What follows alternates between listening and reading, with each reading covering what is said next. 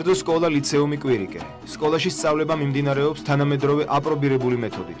ეროვნული სასწავლო გეგმით გათვალისწინებული საგნების გარდა მოსწავლეები დამატებით სწავლობენ ორ უცხო ენას, ინგლისურს და რუსულს, საინფორმაციო ტექნოლოგიებს, მხატვრულ შემოქმედებას, ქართულ ცეკვას, ხალხურ სიმღერებსა და საგალობლებს, ჭადრაკს, მეტყველებას. პირველიდან მეექვსე კლასის ჩათვლით მოსწავლეები უზრუნველყოფილნი არიან ორჯერადი კვებით. სასწავლო პროცესის დასრულების შემდეგ მოსწავლეები პედაგოგის მეთვალყურეობით ამზადებენ დავალებებს. მისამართი: ალექსანდრე ყაზბეგის 47. დამატებითი ინფორმაციისთვის დაარეკეთ ნომერზე 551 63 30 00. სკოლა ლიცეუმი კვირიკე. მომავლის საქართველოსთვის. მოგესალმებით. ეთერში გადაცემა ვირჩევთ პროფესიას. მე ჩვენ კი მისი წამყვანები ანანო მაჭავარიანი და ელენე ბუაძე გახლავართ. დღეს ჩვენი გადაცემის სტუმარი არის ახალი ხმის მონაწილე იოანი არაბული. დიდი მადლობა მონაწილეებით. სანამ სხვა საკითხზე გადავიდოდეთ, მინდა რამდენიმე კითხვით შევეხოთ თქვენს მონაწილეობას პროექტში ახალი ხმა. რატომ გადაწყვეტეთ ამ პროექტში მონაწილეობა?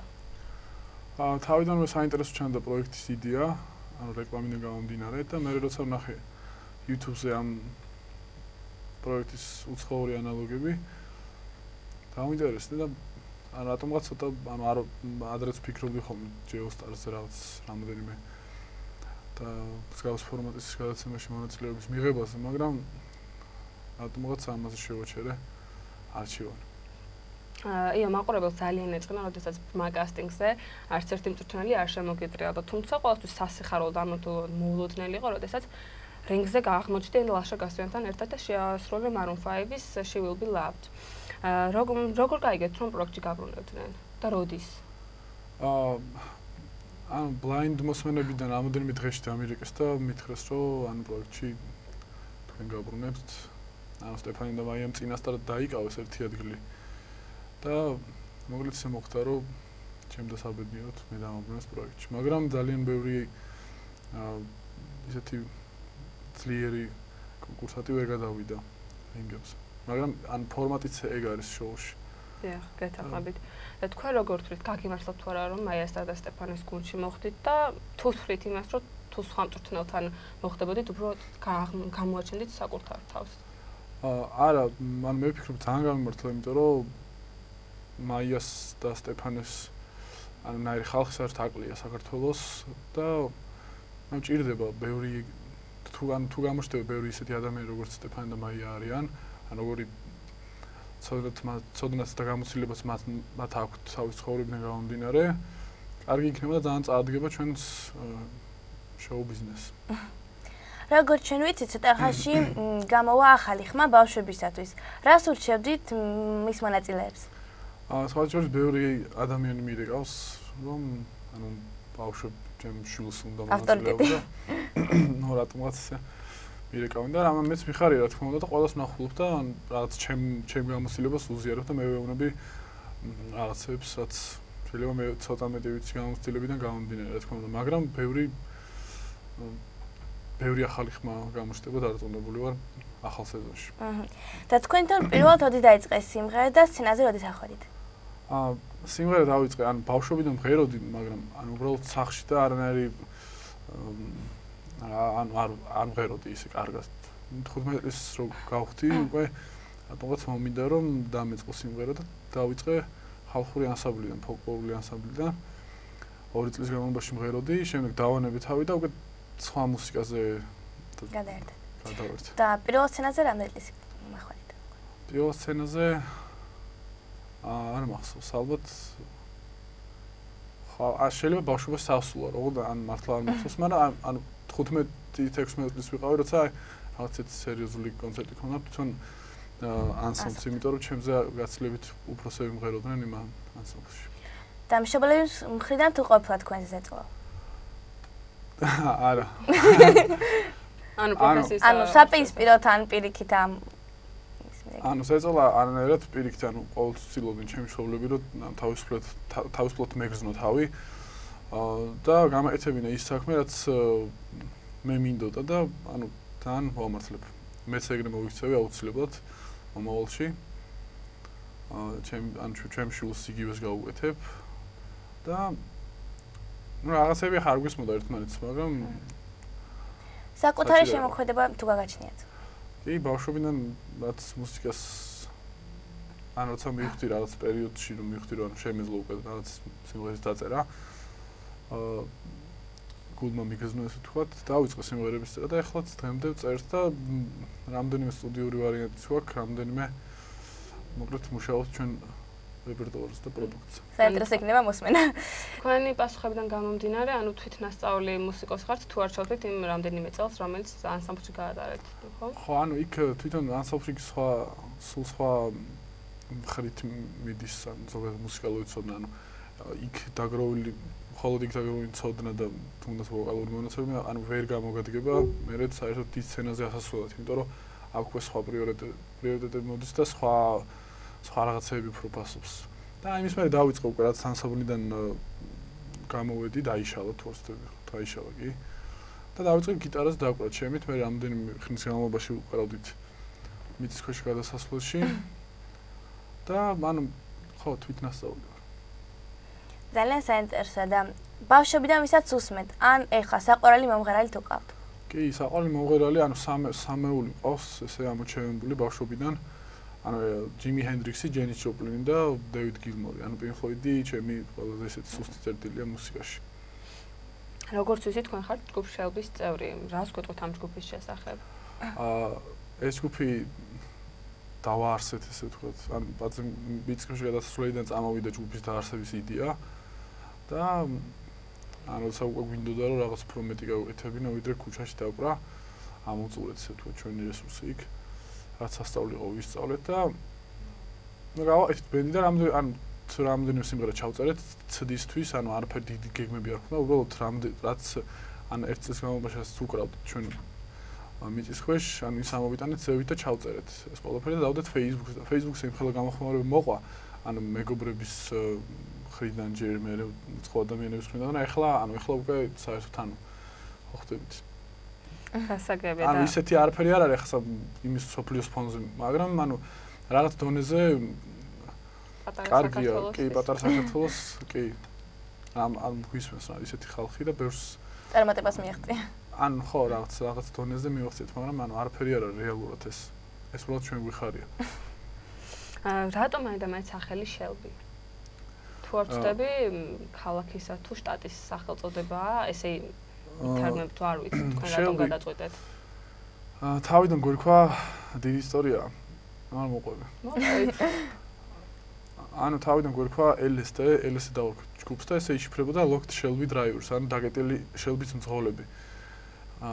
და ან მე ძალიან დიდი გამოდიოდა ვერავინ ვერ მახსოვრებდა ამ სახელს ფიზიკურად. და LSD ძალიან ისეთი ყურში მოსახვედრი და პროვოკაციული და მოკლედ LSD ცოტა უცნაურიც და რაც ვიღაც შეიძლება არც მოწონებოდა ეს სახელი და ბოლოს ისე დავტოვეთ რომ Shelby ანუ Shelby არის ამერიკული ავტომობილი, ესეთი სიამაყე ამერიკის სახე. კერძო სკოლა ლიცეუმი კვირიკე. სკოლაში სწავლება მიმდინარეობს თანამედროვე აპრობირებული მეთოდით. ეროვნული სასწავლო გეგმით გათვალისწინებული საგნების გარდა მოსწავლეები დამატებით სწავლობენ ორ უცხო ენას, ინგლისურს და რუსულს, საინფორმაციო ტექნოლოგიებს, მხატვრულ შემოქმედებას, ქართულ ცეკვას, ხალხურ სიმღერებსა და საგალობლებს, ჭადრაკს, მეტყველებას. პირველიდან მე-6 კლასის ჩათვლით მოსწავლეები უზრუნველყოფილნი არიან ორჯერადი კვებით. სასწავლო პროცესის დასრულების შემდეგ მოსწავლეები პედაგოგის მეთვალყურეობით ამზადებენ დავალებებს. მისამართი: ალექსანდრე ყაზბეგის 47. დამატებითი ინფორმაციისთვის დაარეკეთ ნომერზე 551 63 30 00. სკოლა ლიცეუმი კვირიკე. მომავლის საქართველოსთვის.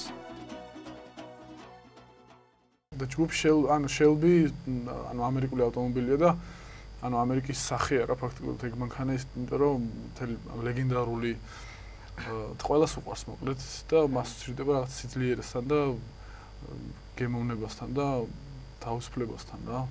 თქვენ საინტერესოა თქვენთვის ავტომობილი როგორც ჩანს. როგორ? საინტერესოა თქვენთვის ავტომობილი.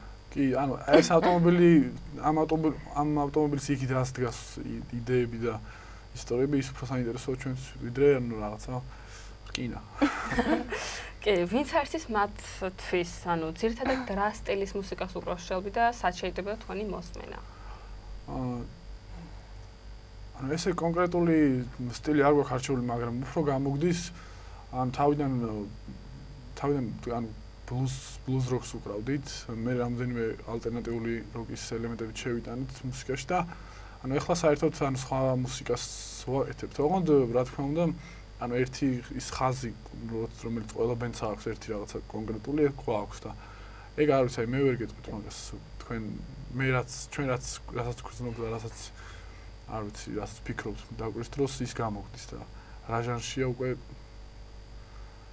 თქვენ გადაწყვეტეთ. სიმღერის წერა, არ არის ძალიან ადვილი და ძალიან დიდი ნიჭი სჭირდება და აი, როდის წერს ძირითადად სიმღერებს? აი, მაგალითად, ზოგ შემოქმედს აქვს ღამე ან რაღაც თუ რამეს ფრაზას გაიგონებს ან რაღაც შთაგონება და თქვენთან შემთხვევაში როგორ არის ეს? ის როგორ არის? ხანდახან ისე დამიწერია სიმღერა. ანუ ქუჩაში მოვდივარ, სანამ სახლში მივა, ან ცივან ცხელან არ აქვს მნიშვნელობა. ანუ გზაში ფიქრობ რა თქმა უნდა მაგაზე.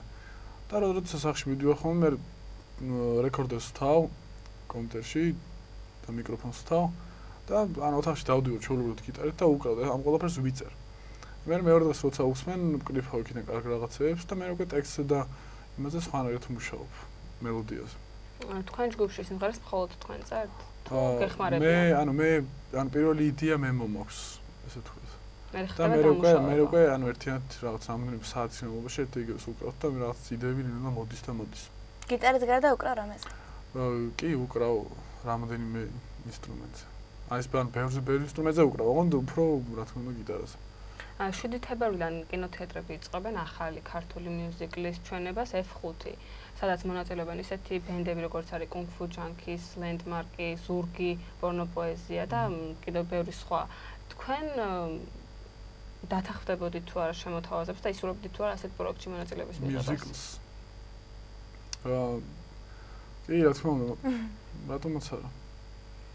საინტერესო. და აი თქვენ გულშემატკივრებს მსმენელებს და ან თუათ მათ ვისაც ახლა უნდა სიმღერა და აი თქვენსავით, რა თქვა, უფრო რაღაც სიმაღლეზე ასვლა, რას ურჩევთ ამ ადამიანებს? არ ვიცი, პირველ რიგში ის რომ ანუ თავია შრომა, ზოგადად ანუ ის ნიჭიც რაც ყველა ადამიანს აქვს, ხო, ის შრომის გარეშე ესე ანუ არ ფეთქდება და არ გამოდის. თუ ადამიანი იშრომებს და იწვალებს რაღაც კონკრეტულ მიზანს დაისახავს და თავისუფალი იქნება და თვითონ გადაწყვიტავს რაღაცებს, სად ისწავლოს, სად მოკლეს. ანუ თვითონ გააკარგავს თავის ცხოვრებას ბავშვობიდანვე. ჩემი აზრით ანუ ყველა მიაღწევს იმ შედეგს, იმიტომ რომ შრომა ყოველთვის ფასდება და გიფასდება. არ აქვს მნიშვნელობა საქართველოში რო ვიწუწუნოთ საქართველოა თუ რაც არის თუ ანუ ხო ხვდებით. კი. ძალიან დიდი მადლობა მობრძანებისათვის და ამას ალბათ დავასრულებთ ჩვენ დღეს. ერთ კითხვას დავამატებდი, ასე ვთქვათ, რას აპირებთ მომავალში? აპირებთ თუ არა სხვა პროექტებში მონაწილეობის მიღებას თუ გააძლიერებთ თქვენს ჯგუფს?